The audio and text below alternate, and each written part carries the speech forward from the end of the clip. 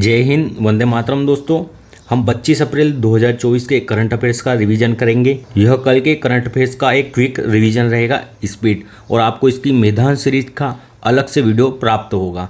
तो यह कल का वीडियो है। इसमें देखते हैं हम। पहला प्रश्न है, हाल ही में राष्ट्रीय पंचायती राज दिवस 2024 कब मनाया गया? 24 अप्रैल को मनाया जाता है राष्ट्रीय पंचायती राज दिवस। राष्ट्रीय पंचायती राज दिवस 24 अप्रैल को मनाया गया। 2010 में यह पहली बार मनाया गया था। इसके लिए 73वां संविधान संशोधन हुआ था 1992 में, लेकिन यह लागू होता है 24 अप्रैल 1993 से। 73वें संविधान संशोधन के तहत भाग 9 को जोड़ा गया है, जिसमें 243 आर्टिकल से 243 ओ तक वर्णन किया गया है, जिसमें जो 243 जी आर्टिकल है जिसमें शक्ति का वर्णन है ग्राम पंचायतों की। 243 आई के अंतर्गत वित्त आयोग का गठन किया गया है, और 243 के में निर्वाचन आयोग के गठन की बात की गई है। इसके तहत अनुसूची 11 को जोड़ा गया है, जिसमें अनुसूची 11 में 29 विषय शामिल है, और जो पंचायतों की शक्ति है वह 243 जी में वर्णित है। जो 29 ये विषय हैं, इनका वर्णन कहाँ है? 243 जी आर्टिकल में। डीपीएसपी नीति निर्देशक तत्व का जो अनुच्छेद 40 है वो ग्राम पंचायतों के गठन की बात करता है, और यह महात्मा गांधी की प्रेरणा से जोड़ा गया अनुच्छेद है। पंचायती राज के लिए कुछ समितियों का गठन किया था। बलवंत राय मेहता कमेटी 1957 में इसकी स्थापना होती है, और इसने त्रिस्तरीय पंचायती राज व्यवस्था का वर्णन किया था। 2 अक्टूबर 1959 को नागौर के राजस्थान में पहली बार पंचायती राज दिवस को लागू किया था।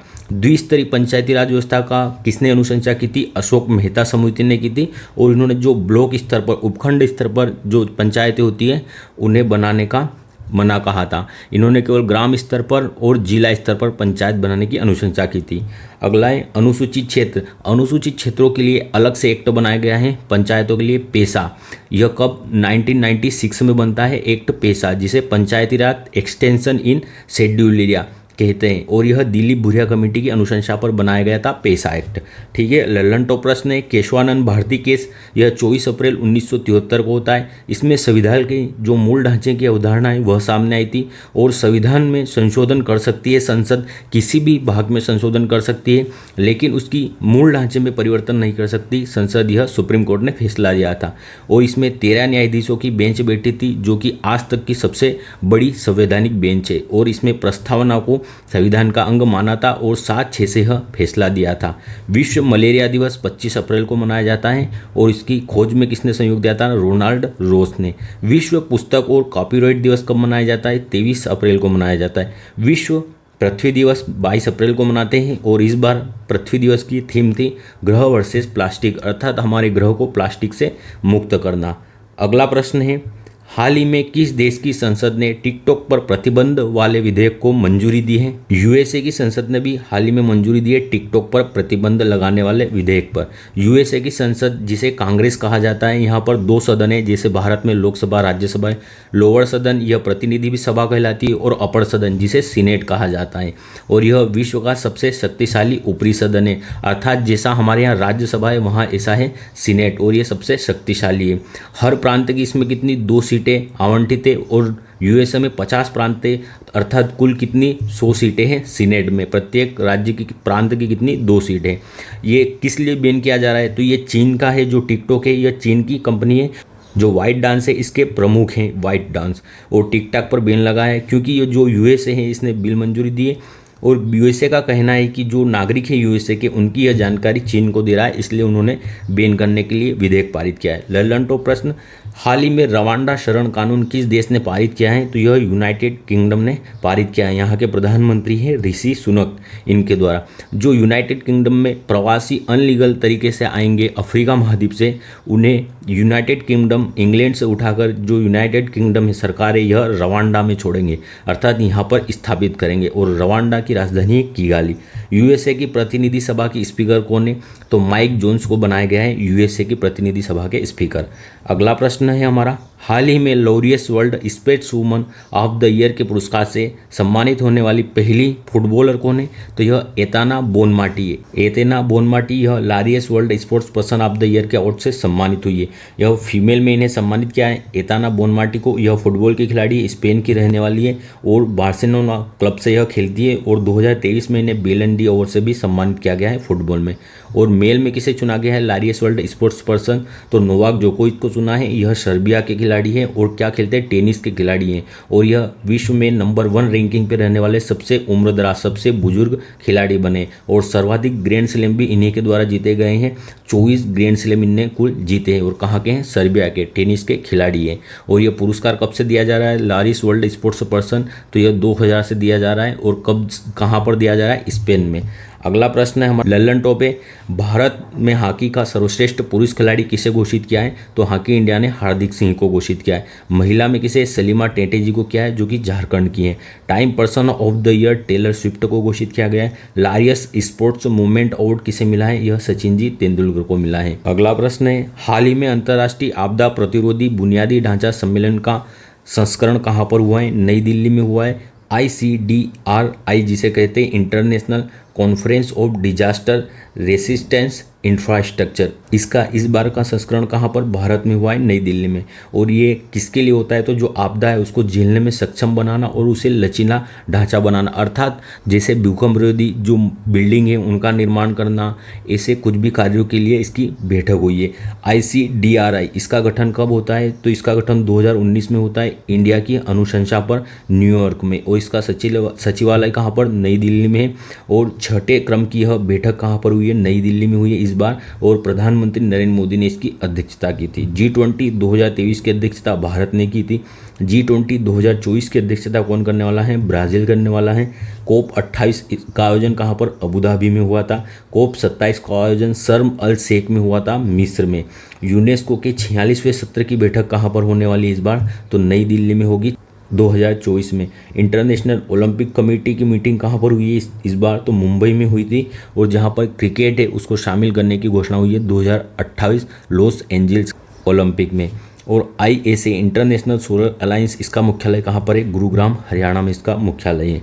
अगला प्रश्न है, हाल ही में नासा ने ड्रैगन फ्लाई रोटरक्राफ्ट मिशन कहाँ भेजने की घोषणा की है, तो टाइटन पर इसे भेजने की घोषणा की है, शनि के ग्रह पर।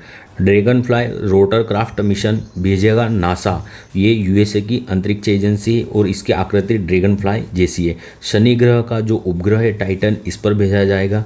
नासा इसके पहले भी एक मिशन टाइटन पर भेज चुका है। और उसने स्टडी की थी कि यहाँ पर मीथेन की झील स्थित है। फोबोस और डीमोस ये किसके उपग्रह है, मंगल के उपग्रह। गैनीमेड यह बृहस्पति का उपग्रह है। और जो गैनीमेड है यह सबसे बड़ा उपग्रह भी है। चंद्रयान 3 को हमने किसके द्वारा लॉन्च किया था, LUM 3 M4 के द्वारा लॉन्च किया था। और यह 23 अगस्त को चंद्रमा की दक्षिणी ध्रुव पर सॉफ्ट लैंडिंग करने में सफल हुआ था। और इसी दिन राष्ट्रीय अंतरिक्ष दिवस घोषित किया गया है। और इस पॉइंट को शिव शक्ति पॉइंट नाम दिया गया है। प्रज्ञान रोवर और लैंडर इसमें विक्रम था। आदित्य L1 इसे PSLV C57 के द्वारा भेजा है। और ये L1 पॉइंट पर गया है लॉन्ग्रेजन 1 पॉइंट पर सूर्य के अध्ययन के लिए। NVS 01 यह किसके, GSLV F12 के द्वारा भेजा गया है। इनसेट 3DS अभी हाल ही में यह GSLV F14 के द्वारा भेजा गया एक मौसम उपग्रह है। एक्सपोसेट को PSLV C58 के द्वारा हाल ही में लॉन्च किया गया है। अगला प्रश्न है हमारा, हाल ही में मतदान केंद्रों पर कतारों की जानकारी के लिए वोटर इन क्यू ऐप किसने लॉन्च किया है, हरियाणा के द्वारा लॉन्च किया गया है। वोटर इन क्यू ऐप यह हरियाणा में लॉन्च हुआ है। मतदान केंद्र की जो भीड़ है उसका आकलन के लिए, अर्थात आप देख सकते हो रियल टाइम, अर्थात जो लंबी कतार लगी रहती है वोटिंग के लिए बूथ के सामने, तो आप देख सकते हो कि वहाँ पर कितने व्यक्ति खड़े हैं रियल टाइम में। जिस समय सबसे कम व्यक्ति वहाँ पर भीड़ नहीं हो तो आप जाके वोटिंग कर सकते हो। क्योंकि बहुत सारे लोग इसी इंतजार में रहते हैं कि भीड़ कम होगी तो हम वोटिंग करेंगे, और वोटिंग करने नहीं जाते। तो उसके लिए हरियाणा सरकार ने लॉन्च किया है। जो लोकसभा के इलेक्शन हो रहे हैं इस बार के 18वीं लोकसभा के, इसमें 75% मतदान करने का इनका टारगेट फिक्स है इस ऐप के माध्यम से बढ़ावा देकर। इलेक्शन कमीशन के द्वारा ही अभी कुछ ऐप लॉन्च किए गए हैं जो कि महत्वपूर्ण है। सक्षम ऐप लॉन्च किया गया है दिव्यांगजनों के लिए, स्वीप ऐप लॉन्च किया गया है, इनकोर ऐप लॉन्च किया गया है, सी विजिल ऐप लॉन्च किया गया है शिकायत दर्ज करने के लिए, know your candidate app launch किया है अपने कैंडिडेट की जानकारी देखने के लिए, और बूथ राफ्ता ऐप भी अभी हाल ही में लॉन्च हुआ है, पंजाब सरकार के द्वारा किया गया है बूथ राफ्ता का। इसका भी उद्देश्य है मतदान को अधिक से अधिक बढ़ाना। अगला प्रश्न, हाल ही में 77 में कांस फिल्म फेस्टिवल के लिए लास्ट सिने सेक्शन में चुनी गई पहली भारतीय फिल्म कौन सी है? Sunflowers were first ones to know, इस फिल्म का नाम है। कांस फिल्म फेस्टिवल यह फ्रांस में होता है और 77वें क्रम का इस बार, और इसके लिए फिल्म कौन सी चुनी गई है? Sunflowers were first ones to know, यह फिल्म चुनी गई है। और इसके डायरेक्टर कौन थे? चित्रांगद नायक इसके डायरेक्टर है। और जो लाल सिने सेक्शन के लिए चुनी गई है फिल्म, यह चुनी जाने वाली पहली भारतीय फिल्म है। और ये किस लिए चुनी जाती है या किसके क्षेत्र में यह कार्य करने वालों को अवार्ड दिया जाता है? तो जो नई प्रतिभाएं आगे बढ़ रही है उनको सम्मानित करने के लिए अवार्ड दिया जाता है। आपको ये याद रखना है कि कांस फेस्टिवल कहाँ पर होता है, तो यह फ्रांस में होता है। आगे देखते हैं, बेस्ट फीचर फिल्म का अवार्ड किसे मिला है? नेशनल अवार्ड इस बार, तो यह रॉकेटरी को मिला है बेस्ट फीचर का नेशनल अवार्ड। 96वें ऑस्कर अवार्ड का पुरस्कार किस फिल्म को मिला है? ओपनहाइमर को मिला है। जो ओपनहाइमर ये परमाणु के जनक है, तो यह फिल्म इनके ऊपर बनी है, ओपनहाइमर के। फिल्म फेयर में बेस्ट फिल्म किसे चुनी गई है? तो जो 12th फेल है इसे फिल्म में बेस्ट फिल्म चुनी गई है। अगला प्रश्न है, हाल ही में भारत की सबसे बड़ी जलवायु घड़ी कहाँ प्रारंभ की गई है? नई दिल्ली में। जलवायु घड़ी भारत की सबसे बड़ी है और यह CSIR इसके द्वारा प्रारंभ की गई है। Council for scientific and industrial research इसके द्वारा प्रारंभ की गई है। इसका हेडक्वार्टर मुख्यालय कहाँ? नई दिल्ली में। 1942 में इसकी स्थापना होती है CSIR की, और इसके हेड होते हैं प्रधानमंत्री, इसलिए यह महत्वपूर्ण है। और इसका उद्देश्य क्या है? तो जीरो एमिशन का जो हमारा उद्देश्य 2070 तक उसकी निगरानी करना और ऊर्जा साक्षरता की जो जानकारी है उसमें बढ़ावा देना। महानिदेशक इसकी अभी कौन बनी है हाल ही में? जो नल्लाथम्बी पहली भारतीय महिला है जो इसकी प्रमुख बनी है अभी। वैदिक घड़ी कहाँ पर लगेगी विश्व की पहली? तो यह उज्जैन में लगी है विश्व की पहली वैदिक घड़ी। और देश का पहला यूनिटी मॉल भी कहाँ पर बनने वाला है? उज्जैन महाकाल की नगरी में। शांति स्वरूप भटनागर अवार्ड यह CSIR के द्वारा दिया जाता है, जो कि इसके संस्थापक थे शांति स्वरूप उनके नाम पर, और यह साइंस और टेक्नोलॉजी के क्षेत्र में दिया जाता है शांति स्वरूप भटनागर पुरस्कार। कुछ पुरस्कार है और वह किस क्षेत्र में दिए जाते हैं देखते हैं। विधान चंद्र राय पुरस्कार डॉक्टर के क्षेत्र में दिया जाता है, डॉक्टरी के। पिज्जर पुरस्कार वास्तुकला के क्षेत्र में। एबल पुरस्कार गणित के क्षेत्र में। गौरी लंकेश पुरस्कार पत्रकारिता के क्षेत्र में। अमृता देवी विश्नोई पुरस्कार पर्यावरण के क्षेत्र में। चमेली देवी पुरस्कार पत्रकारिता के क्षेत्र में। और ग्रैमी अवार्ड संगीत के क्षेत्र में दिया जाता है। अगला है, हाल ही में UPI स्विच किसने लॉन्च किया है? रेजरपे और एयरटेल पेमेंट्स बैंक के द्वारा लॉन्च किया गया है UPI स्विच यह किसके द्वारा लॉन्च किया गया है? रेजरपे और एयरटेल पेमेंट्स बैंक के द्वारा लॉन्च किया गया है। और इसका उद्देश्य ऑनलाइन पेमेंट की स्पीड को बढ़ाना और ऑनलाइन ट्रांजैक्शनों को भी बढ़ावा देना। इसका उद्देश्य 1 सेकंड में 10,000 ट्रांजैक्शन हो ऑनलाइन, यहाँ तक बढ़ावा देना है ऑनलाइन पेमेंट को। और अभी हाल ही में टर्बो पे भी लॉन्च किया गया था रेजरपे के द्वारा ही। जो भारतीय UPI है, इसे जैसे भीम इसे लॉन्च कौन करता है सब UPI को? तो जो NPC है, national payment corporation of India, इसे लॉन्च करती है। अभी हाल ही में किस बैंक को प्रतिबंधित कर दिया गया? जो पेटीएम पेमेंट बैंक है इसे RBI ने अभी हाल ही में प्रतिबंधित कर दिया, इस पर बैन लगा दिया है। अगला प्रश्न है हमारा, हाल ही में आर्यभट्ट पुरस्कार से किसे सम्मानित किया गया है? पाउलूरी सुब्बाराव जी को सम्मानित किया है आर्यभट्ट पुरस्कार से। आर्यभट्ट पुरस्कार P सुब्बाराव जी को दिया गया है। स्पेस साइंस के क्षेत्र में यह दिया जाता है। और यह संस्थापक किसके? तो जो अनंत टेक्नोलॉजी ग्रुप है इसके संस्थापक है यह। 19 अप्रैल 1975 को हमने हमारा पहला उपग्रह लॉन्च किया था आर्यभट्ट फर्स्ट। रतन टाटा को अभी हाल ही में किस मानवतावादी अवार्ड दिया गया है? सुब्बा लक्ष्मी यह संगीतकार है और 1998 में इन्हें भारत रत्न से सम्मानित किया है। और यह प्रथम संगीतकार है जिन्हें भारत रत्न से सम्मानित किया गया है। सुब्बाराव इनकी अभी हाल ही में बुक आई है और यह RBI के पूर्व गवर्नर है। इनकी बुक कौन सी है? ये जस्ट ए मिशनरी। जो RBI और सरकार के संबंध होते हैं उनका इसमें उल्लेख किया गया है। 11वां प्रश्न है, नागालैंड के पूर्वी 6 जिलों में हुआ शून्य मतदान। दोस्तों अगर आप इसकी PDF प्राप्त करना चाहते हैं तो आप डिस्क्रिप्शन या कमेंट बॉक्स में दिए गए लिंक से जुड़कर डेली वीडियो की PDF प्राप्त कर सकते हैं। और आपको इसकी जो मैदान सीरीज चल रही है उसका अलग से एपिसोड मिलेगा।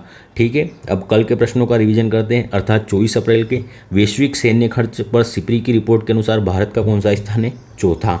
2024 का world press photo of the year का पुरस्कार किसे दिया गया है? मोहम्मद सलेम जी को। पहली बार हिंदी रेडियो का प्रसारण कहाँ पर प्रारंभ हुआ है? कुवैत में। पहला अंतर्राष्ट्रीय इंद्रधनुष पर्यटन सम्मेलन कहाँ पर हुआ है, तो यह इम्पोर्टेंट है और इसका आयोजन नेपाल में हुआ है।